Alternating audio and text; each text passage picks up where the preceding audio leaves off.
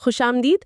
آج ہم ایک بہت ہی اہم موضوع پر بات کر رہے ہیں، ہانس موگنتھاؤ اور ان کا سیاسی حقیقت پسندی کا نظریہ۔ جی تو یہ جو نظریہ ہے یہ بین الاقوامی تعلقات کو کیسے دیکھتا ہے؟ اس کا مرکزی خیال کیا ہے؟ دیکھیے، مارگن تھاؤ جو جرمن امریکن سیاسی مفکر تھے، ان کا بنیادی نقطہ یہ تھا کہ عالمی سیاست جو ہے نا وہ اصل میں نظریات یا اخلاقیات سے نہیں چلتی۔ اچھا، تو پھر کس چیز سے چلتی ہے؟ ان کے نزدیک اس کی بنیاد طاقت کا حصول ہے، قومی مفاد کا تحفظ ہے اور انسانی فطرت ہے۔ انسانی فطرت؟ جی ہاں۔ ان کی کتاب تھی پولیٹکس امنگ نیشنز جو 1948 میں آئی۔ اس نے خاص طور پر سر جنگ کے دوران اس سوچ کو بہت آگے بڑھایا۔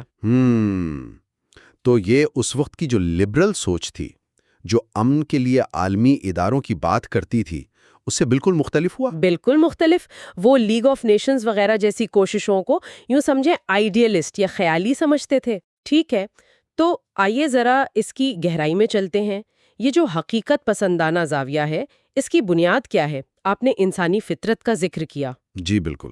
مارگن تھاؤ کا ماننا تھا کہ سیاست کے کچھ موضوعی قوانین ہوتے ہیں جو بدلے نہیں جا سکتے، اور ان کی جڑیں انسانی فطرت میں ہیں۔ اور انسانی فطرت کیا ہے ان کے نزدیک؟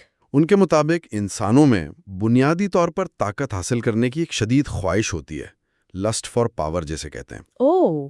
اور ریاستیں چونکہ وہ انسانوں سے ہی بنتی ہیں، تو وہ بھی عالمی سطح پر اسی طاقت کی جدوجہد میں لگی رہتی ہیں۔ یہ ایک نہ ختم ہونے والی کشمکش ہے۔ یعنی پھر تو تنازع، کانفلکٹ، یہ تو لازمی ہوا۔ ان کے نزدیک جی ہاں۔ تو انہوں نے اس پورے آئیڈیا کو کیسے منظم کیا؟ کیا اس کے کچھ آپ کہہ لیں اصول وضع کیے؟ جی بالکل۔ انہوں نے سیاسی حقیقت پسندی کو سمجھانے کے لیے 6 بنیادی اصول بتائے۔ اچھا، وہ کیا ہے؟ پہلا تو یہی جو ہم نے بات کی کہ سیاست کے قانون انسانی فطرت میں ہیں، یعنی طاقت کی خواہش ہمیشہ رہے گی۔ ٹھیک۔ دوسرا، اور یہ بہت اہم ہے، کہ ریاستوں کے لیے سب سے مرکزی چیز قومی مفاد ہے، جسے وہ طاقت کے پیمانے سے ناپتے ہیں۔ قومی مفاد یعنی نیشنل انٹرسٹ جو طاقت سے جڑا ہے؟ بالکل۔ اور تیسرا اصول یہ کہ اس طاقت کا مطلب وقت اور حالات کے ساتھ بدل سکتا ہے۔ کبھی فوجی طاقت زیادہ اہم ہو جاتی ہے، کبھی معاشی، کبھی کچھ اور۔ اور اخلاقیات کا کیا؟ آپ نے شروع میں کہا تھا کہ یہ نظریہ اخلاقیات پر زیادہ زور نہیں دیتا۔ جی، یہی ان کا چوتھا اصول ہے۔ وہ کہتے ہیں کہ آپ عالمی اخلاقی اصولوں کو سیدھا سیدھا ریاستوں کے ایکشنز پر لاگو نہیں کر سکتے۔ تو پھر کیا اہم ہے ریاست کے لیڈر کے لیے؟ ان کے نزدیک دانش مندی یعنی پروڈنس زیادہ اہم ہے۔ مطلب یہ کہ کسی قدم کے عملی نتائج کیا ہوں گے، اس پر غور کرنا زیادہ ضروری ہے، بجائے اس کے کہ صرف یہ دیکھا جائے کہ اخلاقی طور پر کیا صحیح ہے۔ بالکل۔ اور پانچواں اصول یہ کہ کوئی ایک قوم اپنی اخلاقی سوچ کو پوری دنیا کے لیے یونیورسل نہیں بنا سکتی۔ صحیح۔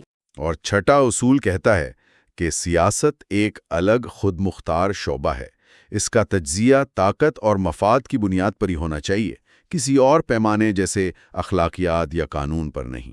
تو اس کا مطلب تو یہ ہوا کہ قومی بقا یعنی سروائیول اور طاقت کے سامنے اخلاقیات وہ پیچھے رہ جاتی ہیں؟ جی، ان کے نظریے کے مطابق تو یہی ہے۔ یہ تو پہلی جنگ عظیم کے بعد جو آئیڈیلسٹ سوچ تھی، وڈرو ولسن والی، لیگ آف نیشنز والی، اس سے تو بالکل الگ ہے۔ یقیناً مارگن تھاؤ نے اس آئیڈیلسٹ سوچ کو یوٹوپین کہا، یعنی ایک ناقابل عمل خواب۔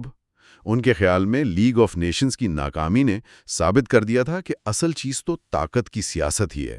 اچھا، تو اگر بین الاقوامی تنظیمیں جیسے لیگ آف نیشنز یا بعد میں اقوام متحدہ وہ امن قائم نہیں کر سکتی مؤثر طریقے سے، تو پھر دنیا میں استحکام کیسے آئے گا؟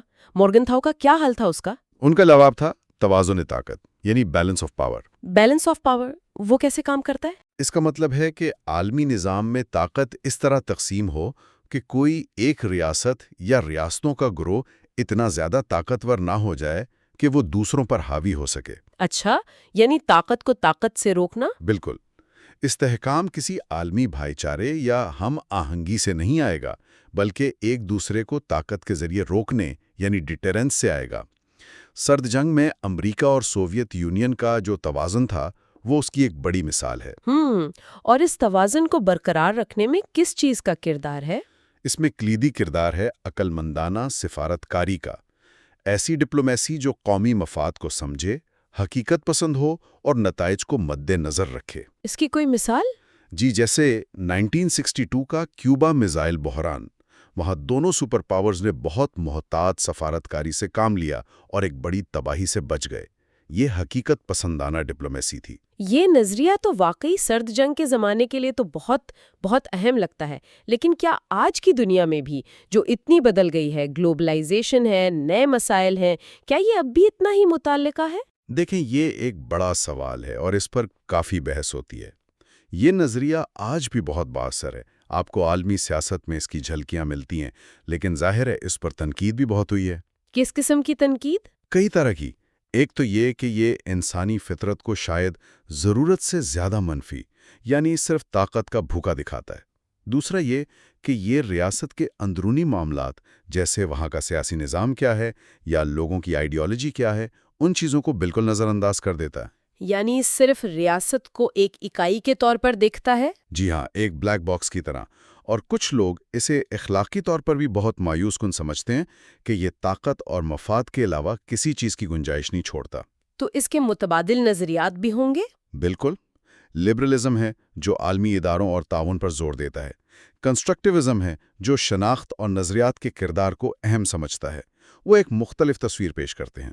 لیکن کیا ہمیں آج کل کے واقعات میں، جیسے بڑی طاقتوں کی کشمکش میں، اس حقیقت پسندی کے عناصر نظر نہیں آتے؟ بلا شبہ نظر آتے ہیں۔ آپ آج 21ویں صدی میں امریکہ اور چین کے درمیان بڑھتی بھی مخاصمت کو دیکھیں۔ اسے اکثر لوگ طاقت کے توازن اور قومی مفادات کے ٹکراؤ کے طور پر ہی بیان کرتے ہیں۔ صحیح۔ یا یوکرین میں روس کے جو اقدامات ہیں، یا مشرق وسطی کے جو پیچیدہ تنازعات ہیں، ان کی وضاحت میں بھی اکثر مورگن تھاؤ کے خیالات، یعنی قومی مفاد اور طاقت کی حرکیات کا حوالہ دیا جاتا ہے۔ یہاں تک کہ جوہری ہتھیاروں کے دور میں بھی؟ جی ہاں، جوہری دور نے ایک نئی صورتحال پیدا کی ہے جسے دہشت کا توازن یا بیلنس آف ٹیرر کہتے ہیں۔ یہ بھی بنیادی طور پر بیلنس آف پاور کی ہی ایک شکل ہے، جہاں تباہی کا خوف جنگ کو روکتا ہے، لیکن اس کے باوجود ریاستیں آج بھی طاقت کے حصول اور اپنے مفادات کے تحفظ کی کوشش میں لگی ہوئی ہیں۔ خلاصہ یہ ہوا کہ مورگن تھاؤ کا سیاسی حقیقت پسندی کا نظریہ ہمیں عالمی سیاست کو سمجھنے کے لیے ایک، آپ کہہ لیں، صاف، ٹو ٹوک اور طاقت پر مرکوز فریم ورک دیتا ہے۔ جی، یہ ہمیں بتاتا ہے کہ ریاستیں اکثر، چاہے وہ کچھ بھی کہے، اپنی بقا اور اپنے مفاد کو نظریات یا اخلاقی اصولوں پر ترجیح دیتی ہیں۔ یہ ایک عملی نقطہ نظر ہے، بھلے ہی کچھ لوگوں کو یہ زیادہ پسند نہ آئے۔ بالکل۔ یہ نظریہ ہمیں مجبور کرتا ہے کہ ہم ریاستوں کے اقدامات کے پیچھے جو اصل محرکات ہیں نا، خاص طور پر طاقت اور مفاد سے جڑے ہوئے، ان کو زیادہ گہرائی سے سمجھنے کی کوشش کریں۔ چلتے چلتے ایک آخری نقطہ شاید سوچنے کے لیے چھوڑا جا سکتا ہے۔ اگر قومی مفاد جسے طاقت سے تعبیر کیا جاتا ہے وہی ریاستوں کا بنیادی محرک ہے، جی، تو پھر موسمیاتی تبدیلی جیسے جو عالمی چیلنجز ہیں جن سے نمٹنے کے لیے تو شاید قومی مفادات سے بالاتر ہو کر سوچنے کی ضرورت ہے، ان پر حقیقی بین الاقوامی تعاون کی کتنی گنجائش باقی رہ جاتی ہے؟ یہ واقعی ایک بہت بڑا سوال ہے۔